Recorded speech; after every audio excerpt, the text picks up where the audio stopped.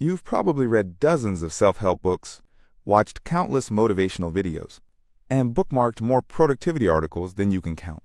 Yet here you are, still struggling with the same issues. Here's the uncomfortable truth. Consuming more self-help content isn't helping you a euro. It's actually making things worse. The problem isn't that you lack knowledge. The problem is that you've become a self-help addict, stuck in what psychologists call pseudo-work. The illusion of progress without actual change. But there's a way out, and it starts with doing the exact opposite of what the self-help industry tells you to do. Chapter 1. The Self-Help Trap. Here's what most people don't realize. Reading self-help books triggers the same dopamine response as actually making progress. Your brain can't tell the difference between learning about change and actually changing. Dr. Teresa Amabile's research at Harvard found something fascinating. People who spend excessive time planning and researching report feeling productive, but show measurably less actual progress than those who jump into action sooner. Think about it this way. A euro, you wouldn't try to learn swimming by reading about swimming. Yet, that's exactly what we do with life skills. We read about confidence, productivity, and relationships instead of practicing them. I just need to find the right system, then I'll be ready to start. Sound familiar? This is your brain's sophisticated procrastination mechanism. Every new book or video gives you the temporary satisfaction of progress without the discomfort of actual work. The self-help industry thrives on this loop because completed customers stop buying products. They need you perpetually searching for the next breakthrough, the next secret, the next transformation. Chapter 2. The Action First Principle. Instead of reading about change, try what researchers call micro-implementations. Taking the smallest possible action toward your goal right now, not tomorrow, not after you finish the next chapter. Right now. Dr. B.J. Fogg's research at Stanford shows that tiny actions create momentum more effectively than perfect plans. Want to build a reading habit? Don't research speed reading techniques a euro. Just read one paragraph. Want to exercise more? Don't design a workout routine euro. Do 5 push-ups. Here's the psychological magic. Action creates clarity, not the other way around.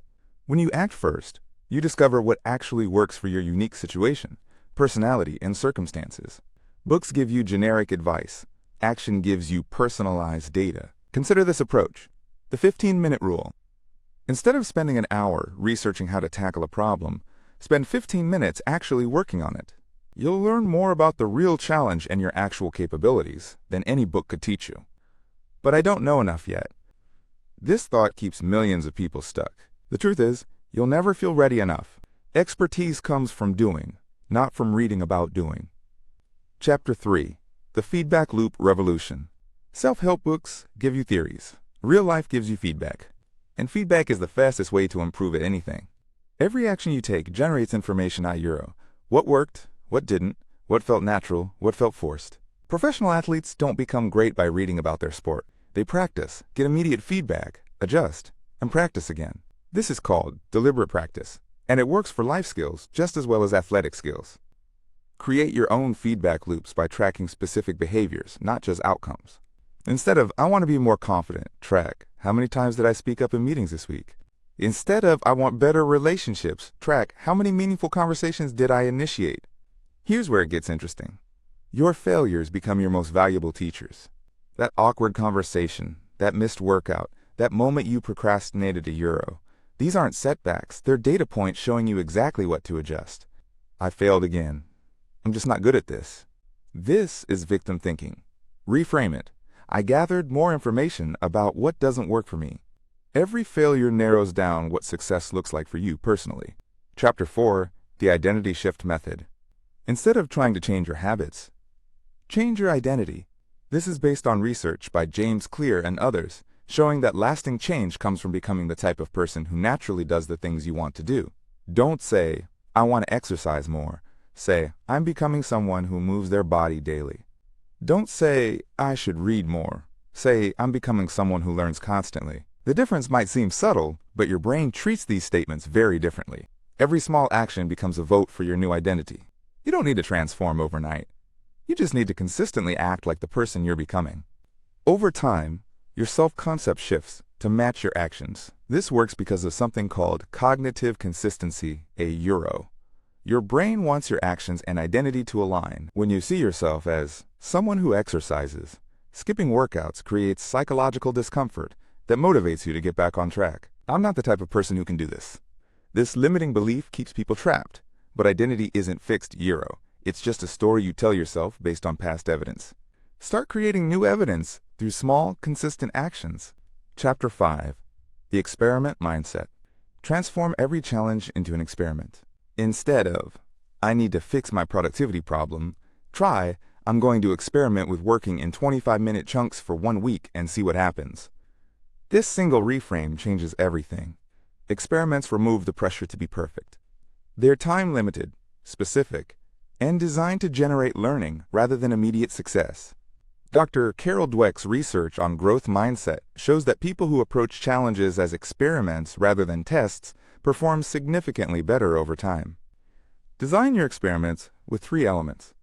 A specific behavior to try, a time limit, usually 1 to 2 weeks, and clear metrics to track.